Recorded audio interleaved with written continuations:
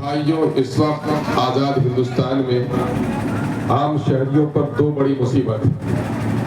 ایک کا تعلق صحت سے ہے، دوسرے کا تعلق تعلیم سے۔ انسان کی بنیادی ضرورت میں آگ، ہوا، پانی، کھانا، کپڑا، روٹی، مکان، یہ تو ضرورت ہے، لیکن آج کے دن میں یہ ضروریات، اللہ کا شکر ہے، روٹی، کپڑا، مکان کوئی مسئلہ نہیں رہا بہت زیادہ۔ آج کے دن میں جو سب سے بڑا مسئلہ ہے وہ اچھی تعلیم کا مسئلہ ہے۔ یہ بڑی بدقسمتی ہے کہ آج سے 40 سال 50 سال قبل جب امیروں کے بچے اسکول جاتے تھے تو اسکول کی حالت اچھی تھی۔ ایس ڈی او کا بیٹا بھی وہاں پڑھتا تھا، ایس ڈی او کے ڈرائیور کا بیٹا بھی وہاں پڑھتا تھا۔ لیکن آج ہو یہ گیا ہے کہ آج امیروں کے اسکول الگ ہو گئے ہیں، غریبوں کے اسکول الگ ہو گئے ہیں، اور یہ گہری سازش ہے کہ دلتوں کے، پچھڑوں کے، اقلیتوں کے بچوں کو محروم تعلیم رکھا جائے، اور جتنی بھی سرکاری بڑی نوکریاں ملیں گی، بڑے کاروبار ہوں گے، اس میں بڑے لوگوں کے بچے آ جائیں۔ آپ کو سن کر حیرت ہوگی کہ اسی ہندوستان میں ایسے اسکول ہیں، صرف پڑھنے ڈیلی جانے آنے کا ٹیوشن فی 1.5 لاکھ روپے، ہاسٹل میں رہنا بھی نہیں ہے، 1.5 لاکھ روپے لگے گا۔ اور ایسے اسکول ہیں جہاں 3 سے 5 لاکھ روپے ماہانہ خرچ ہوتا ہے، اور ہم ایسے ہیں کہ اپنے بچوں پر 300 روپے مہینہ بھی خرچ نہیں کرتے۔ یہ جو تفاوت ہے، جو فرق ہے، یہ دراصل اس ملک کی جمہوری نظام کا جنازہ نکالنے والا ہے۔ عام غریبوں کی حالت اچھی نہیں ہو رہی ہے۔ حکومت کی سازش ہے کہ آپ پڑھے لکھے نہیں ہو، کرکٹ کے کھیل کھلوانے میں بھی آپ بڑے ہی شوق سے سنتے ہو، اپنے آپ کو بہت ہی ماڈل سمجھتے ہو، لیکن میرے بھائیوں، ہوش کے ناخن لو، یہ جتنے بھی کھیل کھیلے جا رہے ہیں وہ باصلاحیت نوجوانوں کے ذہن و فکر کو ڈائیورٹ کرنے کی کوشش ہے، تاکہ آپ سنجیدہ ہو کر اس کی طرف نہیں سوچ سکیں۔ یہ جوئے ہیں، یہ لہو الحدیث ہیں جو آدمی کو اپنے فرض سے غافل کر دیتے ہیں۔ اس وقت جہاں تک اس علاقے کا تعلق ہے، ہمارا علاقہ بہت پسماندہ ہے، سیمانچل، اور میں اپنے گاؤں میں جب دیکھتا ہوں مود ہے، تو آج سے 50 سال پہلے یہ مدرسہ آباد تھا، اور اس وقت ہندو اور مسلمانوں میں کتنی محبت تھی کہ پنڈت جی مکھیا رگھویر صاحب آ کر مدرسہ میں پڑھاتے تھے، اور آج مدرسہ میں کوئی ہندو کا جانا وہ مدرسہ کو آتنکواد کا اڈا سمجھتا ہے۔ سماج میں بہت ساری چیزیں ختم ہو رہی ہیں، ہندو اور مسلمانوں کو نفرت پھیلا رہے ہیں، کون لوگ صرف ووٹ لینے کے لیے یا پھر پوجا پاٹ اور جلسے جلوس کے نام پر اپنی روٹی سیکنے والے، یہ ناجائز پنڈے اور یہ ناجائز خطیب یہ سماج کو توڑ رہے ہیں۔ وحدت آدمیت کا پیغام بہت کم لوگوں کو مل پاتا ہے۔ مانو سندیش جو لوگوں کا ہے کہ ہم سارے لوگ انسان ہیں، انسانوں کا ایک رشتہ ہونا چاہیے، وہ ہمارے یہاں نہیں ہے، اور جو جاہل اور ان پڑھ ہیں وہ بیچارے اس کا بہت آسانی سے اس کا چارہ بن جاتے ہیں۔ عزیزوں، یہ تحدیث نعمت کے طور پر، یعنی اللہ کے نعمتوں کے شکرانے کے طور پر میں کہوں کہ جب سے ہم لوگوں نے آنکھیں کھولی ہیں، بچپن سے لڑکپن تک ہم لوگوں نے ایک اچھی تعلیمی فضا پائی، گھر میں بھی اور باہر میں۔ اللہ کا بڑا انعام رہا، مجھ پر جتنا شکر ادا کروں کم ہے۔ ماں تعلیم یافتہ ملی، نانی تعلیم یافتہ ملے، نانا علم دوست ملے، باپ نے تعلیم دی، اور میں عزیزوں تم کو بتا ہوں کہ یہ گاؤں میں میں پلا ہوں، بڑا ہوں۔ بھائی جان ان لوگوں کی بڑی مہربانی رہی ہے ہم لوگوں کو اٹھانے میں۔ جب ہم نے بھائی بہنوں کی تعلیم وغیرہ کا بندوبست کیا تو زمین بیچنی پڑی، اور جس دن میرے گھر کی زمین بیچتی تھی میرے گھر میں اداسی ہوتی تھی، ماں کا چہرہ مایوس ہوتا، نانی کا چہرہ مایوس ہوتا۔ اللہ کا شکر ہے، شروع دن سے مجھ کو اللہ نے ایک طبیعت دی۔ میں کہا ماں یہ بتاؤ، میں نانی کو بھی ماں کہتا تھا، ماں یہ بات بتاؤ، تمہارے بچوں نے ناچ کے نام پر زمین بیچی ہے؟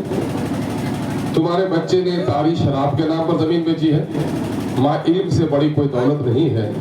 اس وقت گھر کے حالات اچھے نہیں ہیں، اگر کھیتی باڑی ہم لوگ نہیں کر سکتے ہیں، اگر پڑھ لکھ کر ہم لوگ اچھے انسان نہیں بن پائیں گے تو یہ زمین جائیداد کس کام کی؟ تو یقیناً ہے، مجھے فخر ہے عالموں کہ میں اس نانی کے گود میں پلا ہوں جو آج سے لگ بھگ 2000 اس میں انتقال کی، 1993 میں انتقال کی۔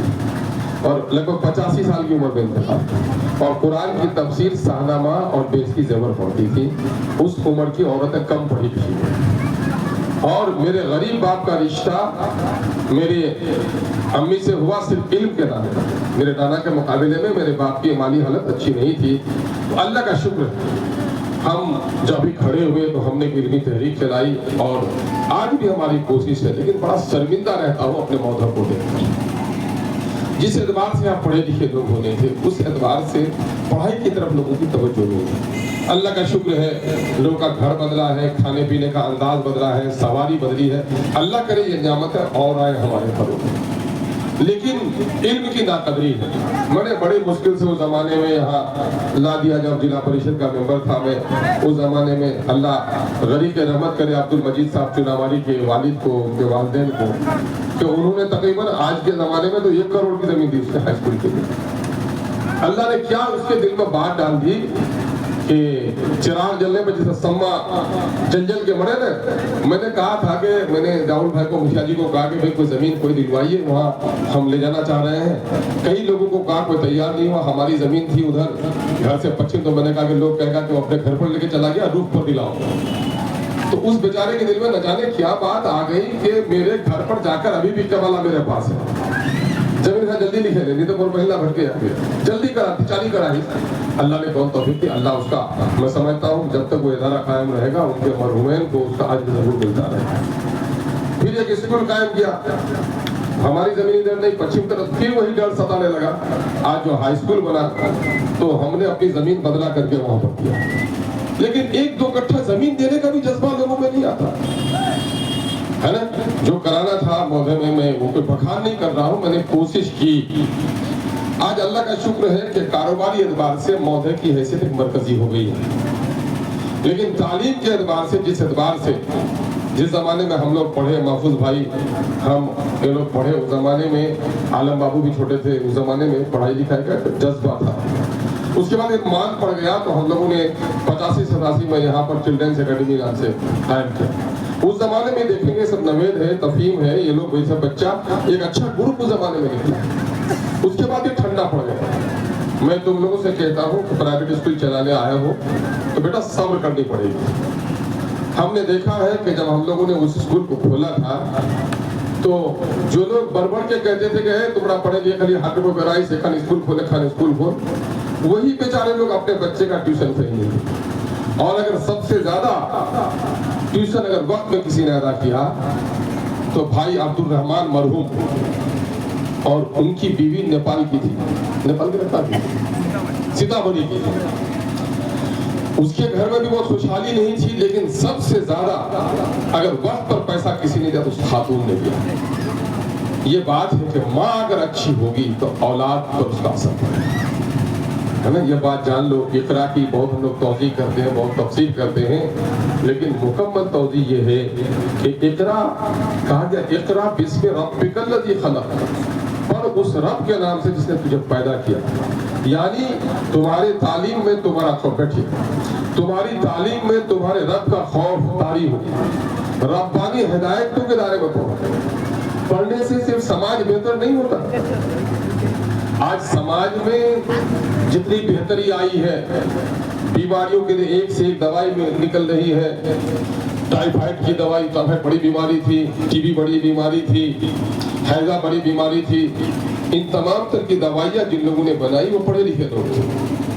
جن لوگوں نے گاڑی کا چکا بنایا، 4 چکا بنایا، وہ پڑھے لکھے سائنٹسٹ تھے. جس نے ہواؤں میں آج فضاؤں میں جہاز کو اڑایا وہ پڑھے لکھے لوگ تھے. لیکن یہ جانو کہ آسمان سے جس نے بم گرایا وہ بھی کوئی بھینسوار نہیں پڑھے لکھے لوگ تھے. جو آج بچوں کو پڑھا رہا ہے وہ بھی پڑھا لکھا ہے، جو ڈاکٹری کرتا ہے وہ بھی پڑھا لکھا ہے، اور جو ڈاکٹری کے نام پر دلالی کر کے کشن گنج میں 5,000 روپیہ کمیشن لے کر ایک غلط ڈاکٹر کے یہاں پیشنٹ کو بھیج دیتا وہ بھی پڑھا لکھا ہے. جو درخواست خط لکھتا ہے، قاضی نامہ لکھتا ہے وہ بھی پڑھا لکھا ہے. آپ تھانے میں جو دلالی کرتا ہے وہ بھی پڑھا لکھا ہے. تو صرف پڑھنے لکھنے سے نہیں ہوگا بلکہ پڑھنے لکھنے کے ساتھ ساتھ خدا کا خوف پیدا کرنا ہے. آج جاہل ان پڑھ نے سماج کو اتنا برباد نہیں کیا ہے جتنے پڑھے لکھے لوگوں نے برباد کیا. اس لیے قطع ہے مرحوم ڈاکٹر محبوب الرحمان صاحب محبوب ایک بڑے شاعر تھے کشن گنج کے.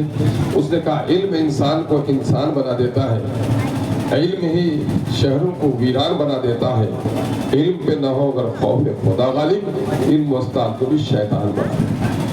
یہ خوف خدا, یہ اس کا نام ہے تربیت یافتہ ہو جاتا ہے. ہمارے ہاں آج گارجن کو فکر ہوتی ہے, مرنے کا لائق ہو گیا ہے, جائیے ان سے ملیے, تو کہے گا کہ تخیص ملتے نہیں بچوں شاید بال بچہ لگ تخیص کی ہے. میں نے مرتے وقت بھی اس کو اپنے بال بچے کی فکر ہے. حضرت یعقوب علیہ السلام کثیر الاولاد پیغمبر, اور پیغمبروں کا سلسلہ چلا ان کے خاندان سے. ان کے جب انتقال کا وقت آیا اور جب بستر پہ تھے, اس نے جو اپنے بچوں کو نصیحت کی ہے قرآن نے اس کو نقل کیا ہے. اس نے اپنے بچوں کو بلایا اور کہا میرے پیارے بچوں, شاید کہ میں تم سے بہت دنوں تک تمہارے درمیان نہ رہ سکوں, بیٹا میری روح کو اطمینان نہیں ہوگا جب تک میں تم سے پوچھ نہ لوں کہ میرے بعد تم کس کی عبادت کرو گے. ایسا تو نہیں کہ خدا کی عبادت سے کی جاؤ گے. ما تعبدون من بعدہ